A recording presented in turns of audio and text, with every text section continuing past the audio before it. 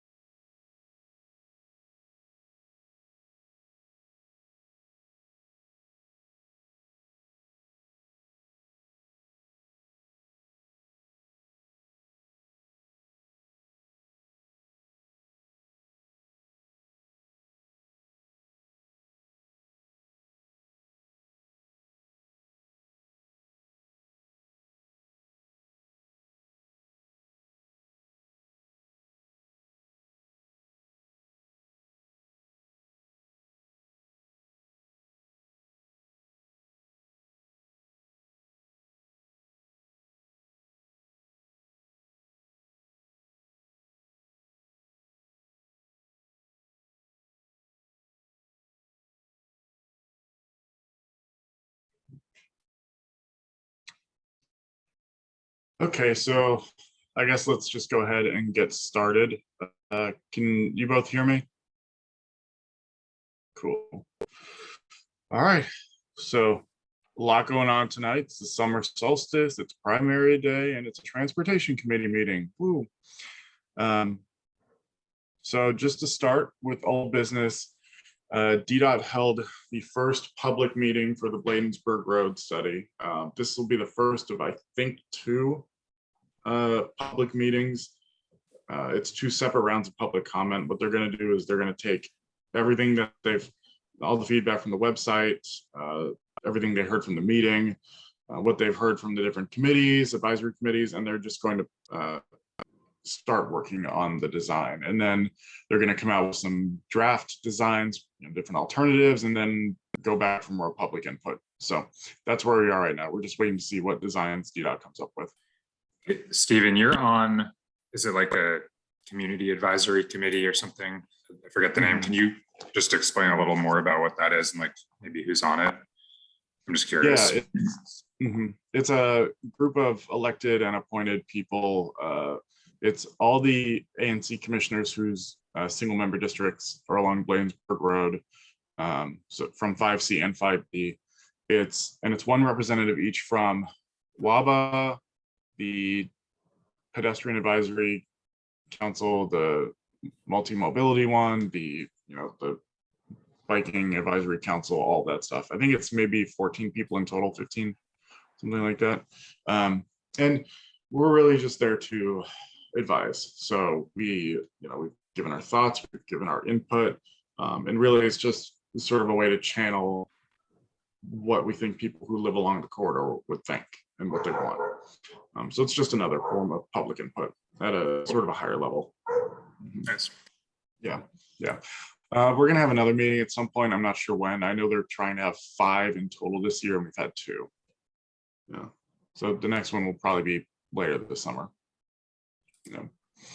So yeah, that's where we are with that. Okay, not a lot of new stuff, just some kind of things I wanted to talk about. I'm going to switch it up on the agenda though. Just first, DDOT released a brand new guidelines and vertical traffic safety calming implementation.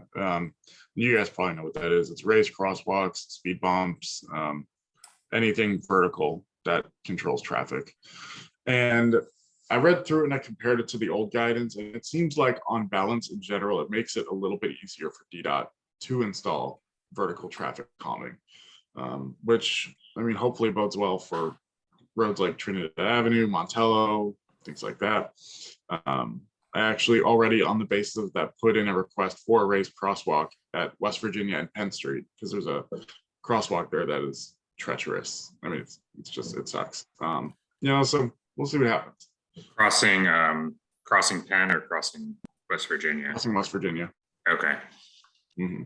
Is that, I would imagine that might be over the like average daily traffic that they would consider. I don't know. Have you looked at the counts for that spot? Yeah, I looked at the map that DDOT has, and it's actually, so it's like, there's sort of 3 different categories now. It's if it sees below this amount, there's a very likely chance they'll install. If it's over a different amount, it's basically they won't install. But if it's between those 2, they can, as long as the conditions are right. And the only variable that I wasn't sure if it was met was it was something like truck traffic has to be less than 5% of the daily traffic, and I just don't know if it is or not. Yeah. It's a freight route on the map, but I have no idea the count. I'll be interested to see what they say to that one. Yeah, I mean, it was a long shot, but I figured takes 2 seconds to put in a 311 request. Yeah. Let's see what happens. Yeah. So that sort of has renewed our push for more traffic calming in Trinidad and I guess throughout 5D more broadly. And then second is just kind of an ongoing issue with the West Virginia Avenue bike lanes. It's like they are weak. I think they're about as unprotected as a protected bike lane could get. It was a few days ago, some car just careened through the bike lane into an apartment building. I remember seeing that there was a bike share. There's a bike share bike, that got hit.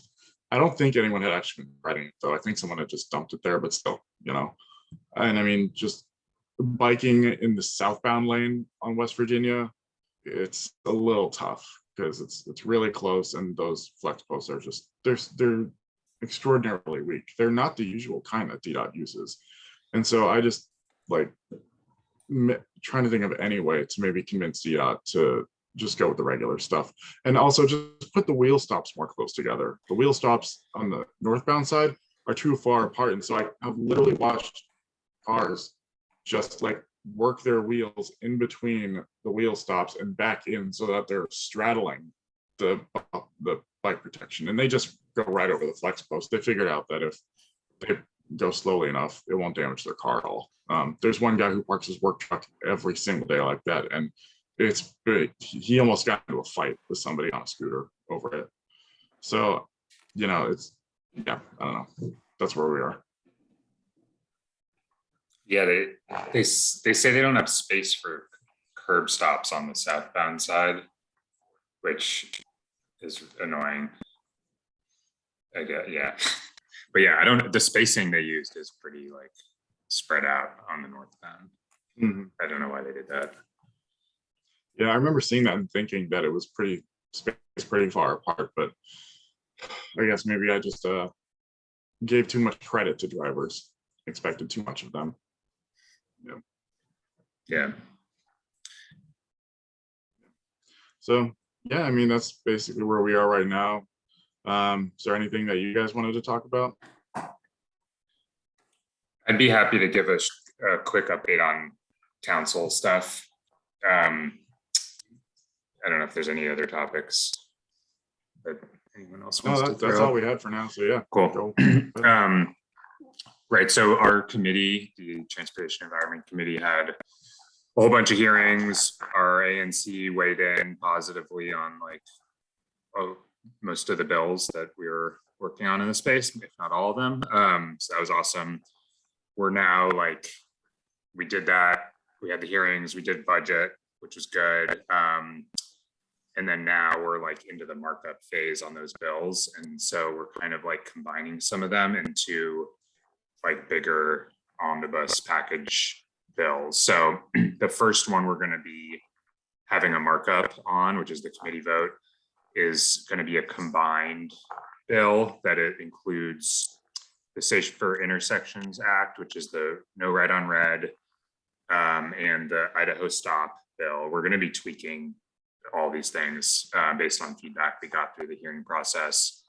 It also is going to include the tactical upgrade stuff. And actually one of the West Virginia bike lane is one of the best examples for part of the bill, because it will require DDOT to review the actual design and materials used for bike lanes and basically do a real quick feasibility analysis. Can we upgrade them to harder materials or more protective, or turn a paint only lane into a protected bike lane? And they'll have to basically have a list of all the bike lanes and do that, say yes or no, or how hard or what it would take. And then it'll also include a portion of the Walk Without Worry Act, which is the one that would standardize and require raised crosswalks, intersections, and continuous sidewalks. But we have to really scale that back, and we can't require it in all the places that bill originally did, because it would just cost so much money that it would never get funded, and then the bill would never be implemented. And basically, so we're requiring DDOT to come up with standard designs for those things, and then basically set out their own criteria of when they would need to install them on bigger kind of capital road reconstruction projects.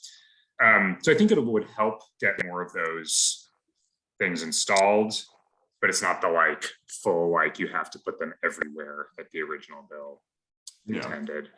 But so anyway, that bill's coming along. We're trying to have a markup and a vote on it before recess, which starts July 15th. So in the next few weeks, early July, we should have a committee vote on it, and then after recess in the fall, have a full council vote on it. So I mean, just thinking about our committee and Ward 5, McDuffie is on the committee. So we may want to think about ways to communicate support. I think we have the votes regardless of him. I don't know, honestly, he's kind of the one wild card on the committee. The stuff banning red on red that could be more controversial. And the Idaho Stop could keep someone like him off, but really, I don't know at this point. So yeah, that's the first bill we're going to do. And then we're going to do the Safe Routes to School bill after recess. And that's going to be combined with the Safe Passage bill, which kind of deals with violence interrupter and other public safety stuff. And so it's going to do a whole more holistic public safety planning thing for a bunch of agencies, so DDOT included, for things like infrastructure. And we got a bunch of money in the budget to do school safety infrastructure. And so that bill would like kind of help make sure that money gets spent quickly and well, and stuff actually gets put on the ground. And then the third bill, we'll do the Metro for DC bill later in the year. I'm working on some tweaks to that. We have to figure out how to fund it because it'll be so expensive. So those are kind of the three things, the three bills our committee's doing on transportation coming up before the end of the year. Nice. Okay. Yeah. So what is the thinking behind packaging them like that? Basically just less legislative work. I mean, literally it's just like doing one markup, one committee report, one committee print is just way more efficient. And like those, things naturally go together. It's like, it's all traffic safety related. Yeah. And then like the schools ones got like a school focused safety bill. It's just, way more efficient use of our time. There's so much like boilerplate kind of like stuff that has to happen in the legislative process that if you can do fewer things, you can do more kind of. So yeah. Yeah, that makes sense. Yeah. So then would there be like a public hearing for the markup? That's right. So it's a public, basically. So my boss, Councilmember Che, will like present the committee print, which is like what we've done with the bill. She'll describe it. It gets circulated to the council and council staff beforehand. Members can speak on them, respond to them, ask questions of my boss, but there's not like witnesses or like it's not as full of a public process as a hearing. And so the markup, it's usually pretty short. And then after questions and comments from members, then it's just a vote. And then it's out of committee, and then it would go to the committee of the whole. First for the committee of the whole, which is everybody, and then the full council, which is also everybody, for second reading, and then that would be the full passage. So yeah, I don't know. This is my first go around on a markup. So, but I mean, I've watched a bunch, but this is the first one I'm doing myself. Yeah. I feel like I've watched a bunch of tracked bills before, and I still don't have like a totally firm grasp on how a law gets made in DC. Yeah. Yeah. But so I mean, I guess the point is like there won't be another opportunity for the ANC to weigh in, basically. I mean, so like our ANC is on the record, like in the committee report with the resolutions we did. Or would it be like any more input that we did might be just redundant? It might be helpful, but like, yeah, it might be a little redundant for like a full resolution kind of thing. Especially like we're not like making huge, we're not doing anything like new that wasn't in the original bills. We're kind of, we are scaling some things back, but if resending the letter to McDuffie, could be like a helpful thing, right before the vote. Saying like, hey, reminder, 5D's on board with this. We supported, these bills. That's probably like what would be the most helpful and not extra work. Cool. I mean, yeah, I was gonna say it's tough anyway because we don't meet in July or August. Yeah. And I doubt I can corral all the other commissioners for a special meeting in the middle of summer. Yeah. Okay. All right. Well, yeah, that's good to know. I also had like some questions about the funding for the metro entrance, the Nolan Metro. Yeah. I saw that got funded, but I'm not exactly sure how it breaks out. Yeah. So it was $5 million in fiscal year 2023. And then it was like, I forget the exact breakdown, but essentially like the 5 million is like enough real money up front that there will be money in the account to like start doing some work. And then they'll, like depending on really what kind of construction timeline they get on, will make the numbers pencil out for the right times. I would consider like that a win. It wasn't, so the NOMA bid was asking for 10 million, 30 million, and then another 10 in 23, 24, 25. And it's not as front loaded as that. It's like a little more back loaded. So, but I would say like, it's enough to get going. And like any money in the out years in the capital budget is like kind of fake anyway. Like it could be changed in any year. And so like what's important is the money in for fiscal year 23 is in. And like, we're not going to put $5 million into the project and then not build it. So I think it's like a good sign that the council's like fully committed to funding it and there's real money behind it now. So that's good. And like, I was really happy to see that. We, in our committee, we like couldn't come up with that much money. And so we just like asked the chair to do it. Cause you know, basically like when they do the whole committee, the whole markup, there's like so much more money they can move around because they can like pull from every single jurisdiction, right? Every single agency. So anyway, it worked out and we're happy to see that. And I think we should feel good about the support we got on that. Nice. Okay, cool. Yeah, that one was kind of a tough sell, but I'm glad we managed to pull it off. Yeah. So I mean, when I just don't remember, did they say when they are hoping that the thing will be open? Like something like 2028 maybe? Something like that. Yeah, it's going to take a while. I mean, they need like millions of dollars for design and engineering up front. Yeah. Like it's complicated. Anytime you're like tunneling, it's just major. Yeah. And I mean, it's WMATA we're talking about. Yep. Yeah. Yeah. Oh, one thing, thinking of WMATA now. Have you noticed any, I don't know how often you ride the bus or anything.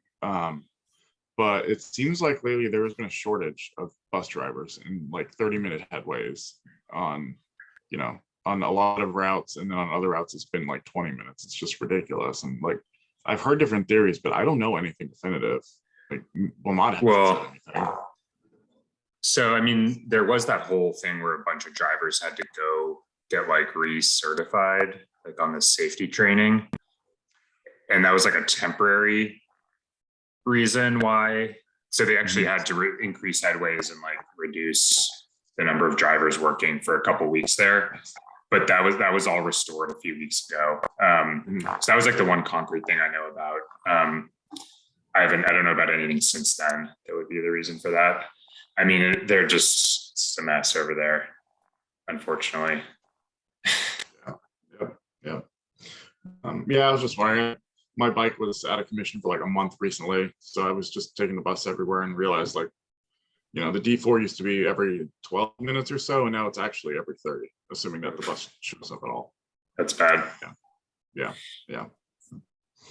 Oh, it is what it is, you know, hopefully something will happen. Yeah. I don't know. Do you have anything else?